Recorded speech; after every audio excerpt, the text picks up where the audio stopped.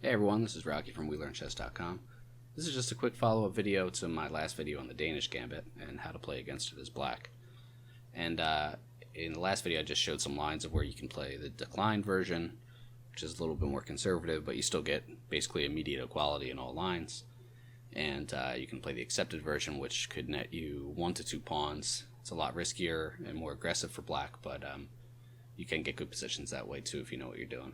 So I meant to show my game, and my last video was so long that I forgot to include it at the end, so maybe it's good that it's its own video anyway. So anyway, I'll just quickly go through it. So we got this opening here where my opponent played the center game, and then the Danish Gambit. And so apparently, if you play d5 here, which is the declined version, that's called the Sorensen defense. And if you take it, and you take both pawns, this is called the Copenhagen Defense, which I didn't realize in the last video. So, okay, just some names if you want to look up more information on them. Okay, so we get this position here, and as I mentioned in the last video, it's important to play this check first. And as I also mentioned, most people do play knight c3 instead of king f1. So you get this position pretty frequently, and the next move is knight f6. And here he didn't play e5, so we'll get to see, what could happen in that case. In the lines in the video, I basically concentrated on e5 because they're the hardest ones to play against. If your opponent doesn't play e5, well, you can just castle. So it doesn't mean you're safe if you castle, because your opponent still has these bishops here, obviously. Oops. Obviously his bishops. And plenty of activity and development. So, castling doesn't necessarily equate with safe, and, my development's not that great either. So let's see what can happen here. Now, one of the things that's common in this gambit and some other ones is that your opponent is so focused on attacking that sometimes he forgets that, he's got some weaknesses and some, unsafe points in his position too. I mean, his king's not castled yet. So here, I could have done a couple different things. I just wanted to give back a little bit of material just so that I could speed up my development. So I'm up 2 pawns here, so I was like, all right, I'll give you 1 pawn back. Either you have to take with your bishop, and I'm going to get one of those crazy bishops off the board, which I know he's probably not going to do, or he's going to take with the pawn, and at the same time he's going to open up his king and block off one of his beautiful bishops. So he opted to, I guess he could leave it there too, but moving his bishop seems kind of, a little too passive. So he does take the pawn. He's got ideas probably of moving that pawn at some point. Maybe he can get some sort of double attack on f7 and, my c pawn or a piece or something like that. So here I probably played a little bit too passively. The computer said I could just kick this knight immediately. One of the other reasons that I played this d5 move is because for some reason lately people have been doing this annoying sacrifice on f7 where they get 2 pieces and a pawn for the rook. And I don't think that's supposed to be... I mean, it's decent compensation, especially if you can get 2 pawns, and the rook for the 2 pieces is not bad. But remember, white's already down pawns, so actually I shouldn't be so concerned about him trying to do this, because it's probably a terrible sacrifice, where he would just, back here. Like if I were to have played something else, I just felt like he wanted to play this, or maybe with the bishop. So if I had done something, and actually maybe I could have just played knight c6 here, because if he were to do something like knight takes here, yeah, I guess I would have to take that. I'm not sure. He can't really come down and put more pressure. Maybe he can play queen b3. That's kind of annoying, to be honest. Maybe now d5, and then maybe putting the queen over. I just didn't want to go into any of this sort of real messiness and give him tons of play. So that was another reason why I opted for d5, just, forcing him to close off this diagonal, at least temporarily. Okay, so the computer, I think, wanted me to just play h6 here and just boot that knight, just to get it out. But I inserted this check first because I thought it was decent, but and the computer didn't mind this either. Afterwards, I was thinking, like, it might have been annoying if he blocked the queen, but most players who want to get, like, a vicious attack aren't going to try to trade queens. And his knight's pinned, so his knight can't come back. His bishop could come back, but, he wants to stay on this diagonal, so he's probably going to move his king, which is what he did. And here again, I could play h6. which would have been better. Actually, I think here is where the computer wanted me to play h6, but my idea here was I figured he would play f3, which he did. I just wanted to get on this diagonal, so now basically there's no way that he's gonna, like if he did something where he pushed here on his next move, hitting my queen, I can just take this with either piece, and you know, this sacrifice is just dumb now. So, I mean, it was dumb before, but it's even dumber now. So, I just wanted to get on that diagonal, and also be able to maybe oppose his bishop at some point. This is a little bit probably too tame, though. I could have done better. But okay, this is what happened in the game, and here he didn't push this pawn because he saw that, obviously. So let's see, what did he play here? a3, just trying to kick my bishop. I was tempted to just take this knight, but I didn't like the idea of just giving him these bishops for free.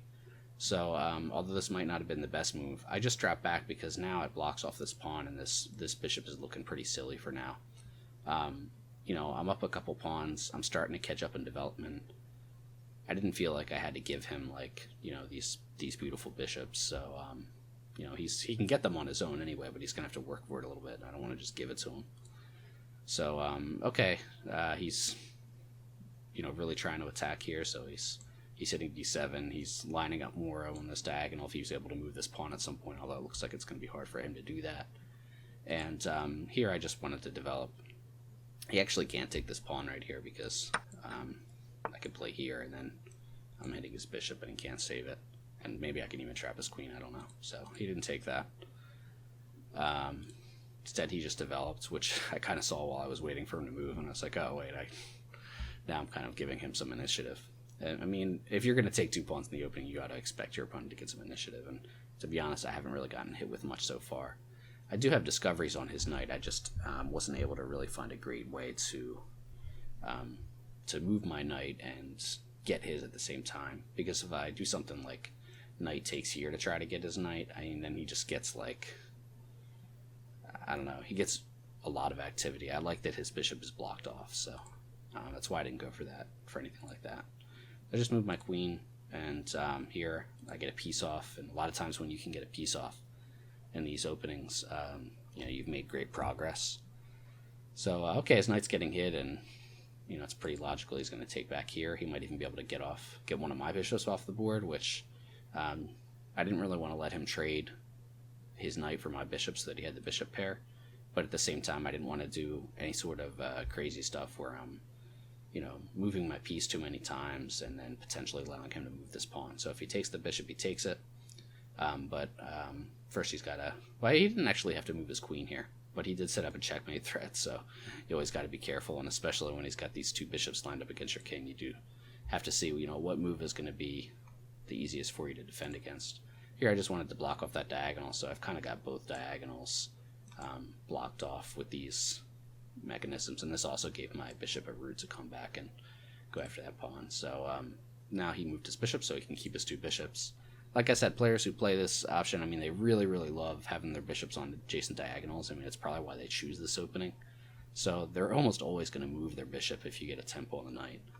You don't want to just always put your knight on a bad square. Like b6 probably is a pretty bad square for the knight, but in this case, it's keeping pressure on this d5 pawn, and it's potentially, you know, harassing some of his bishops, although now he's got this knight pretty well dominated, so maybe it is not the best square. But okay, for now, he's got tons of weaknesses, he's down material, and I'm catching up on development, so I'm starting to feel a lot more comfortable already. I just opposed this diagonal, so there's going to be no discovered checks or anything at any point, and I'm putting some pressure on this pawn. So now he kind of went on the defensive and moved his rook over. I'm not really sure what it would have been best for him, but you know, I don't know if defending that pawn, he probably has to try to get his other rook into play, but it's hard. I mean, he doesn't really have a lot of good moves here, so he's already in trouble. Here I just basically have succeeded in getting one of the bishops off the board, and I kind of make that my objective in this opening. Like, if I can get one of those bishops off, I feel like I've done a lot. You know, even if I have to give up like 1 pawn back somewhere in this middle game exchange just to like relieve some of the pressure, then I'm still up a pawn. And usually white has pawn weaknesses too, so that's the other thing. Like, not only are you up a couple pawns here as black, so you can strategically choose maybe when to give one of them back, but even if you give one of them back, I'm probably going to win this d5 pawn anyway, because I'm hitting it 3 times. and he's defending it twice for the moment, but it's going to be hard for him to save it anyway. So I just wanted to get rid of some of this pressure, and I did that. And now I just took this pawn because I realized that even if he tried to set up a pin, like if he had tried to do something like this, I just have c6, and there's no pawns that can bother this. Whoops. There's no pawns that can hit this knight and try to trap it. And even if he does something like this, it's not really a big deal. Like I said, if he gets a pawn back, he gets a pawn back, but we're getting closer and closer to an endgame where he's just going to lose. I mean, I have a great queenside majority, so even if I get like nothing here and he gets something like this, this was actually a dumb move, f7, I think, but I just wanted to show the point that like I'm even faster here. So whatever happens, I can take that pawn actually. So something like this, and maybe just attacking this pawn. And if he comes in for activity, well, I could even drop back if I felt like it. But anyway, it's there's probably better ways to play that. But the point is that if I gave a pawn back, I'd still have this queenside majority, and there's really, there's not much he's going to be able to do about it. Once I get a passed pawn, I'll get one of my rooks behind it, and it's all the way on the edge of the board. He's going to have to use up a lot of time to try to get his king over there, and in the meantime, maybe I can win a pawn and get a majority on this side or something. So it's going to be very, very hard for him to draw that, I think. Maybe I'm not analyzing that or evaluating that endgame quite so accurately because I'm a pretty bad endgame player. But it looks like even for me, I would have a pretty good chance of winning that one. So anyway, I went in for the simplification, and of course he didn't play that. He did try to get one of his pawns back here, but he has to remember that when he leaves the queens on the board, it is true that he might be able to try to get some material back, but at the same time, the problem that he's got is his king is wide open. So my queen's about to come into the action too. So here he just lost to a fork, and actually he could have even lost both rooks if he didn't protect his rook here, but he had to do that to protect this. And here I just pinned his knight, and it wasn't really the best play from either side afterwards. He put in this check here, which also protected this pawn, which was getting hit. But I also have checks here on c5 too. So after moving here, he got the king out of the pin, and maybe finally can get his king to safety. But I just started to take the initiative here, which is kind of nice because eventually, after you defend this kind of silly gambit, the tables almost always get turned towards the end where it's you that has the initiative because you're up material. You can usually create a pass pawn, put some pressure on them, and then your pieces all of a sudden become active at the end. So here he kind of was like always playing as if he was winning, and basically he was always losing. So you can get in trouble actually if you don't respond correctly to that kind of aggressive play, but if you do, then you just usually win. So here I just tried to simplify, and I was able to get one of the rooks off the board. I do have to be careful about my back rank, but I was looking at it the whole time. I didn't really have any tricks. And here I just grabbed this pawn because I saw that if he tried to play this knight move, which he did, that I had this queen a6 check, which is just going to win the game because here he just gets pinned and he loses that. And I played a move or something and then resigns, but obviously there's no way he can save that. So yeah, it was kind of a fun game, and it was a good example of when white doesn't play the early e5 in this opening. So instead he just developed, and this probably isn't the best square for the knight anyway, because as we saw in those videos before, sometimes the knight really has to be on e2 to protect against some pressure here. But if he never intended to play e5, then maybe it's okay on f3. But in the video we saw lots of lines here with this kind of variation. So if you haven't seen that video yet, you can go back and check it out. And if I get some other cool games in this gambit, I'll be sure to post them. I've had a lot of them. I've lost some. I've won some. I've learned about some funny tricks that white has that you have to watch out for. It's not always so easy. Your opponent can make it a lot harder on you. But yeah, good luck in your games, and have fun if you decide to play this crazy Copenhagen Defense, taking 2 pawns in the opening. All right, take care.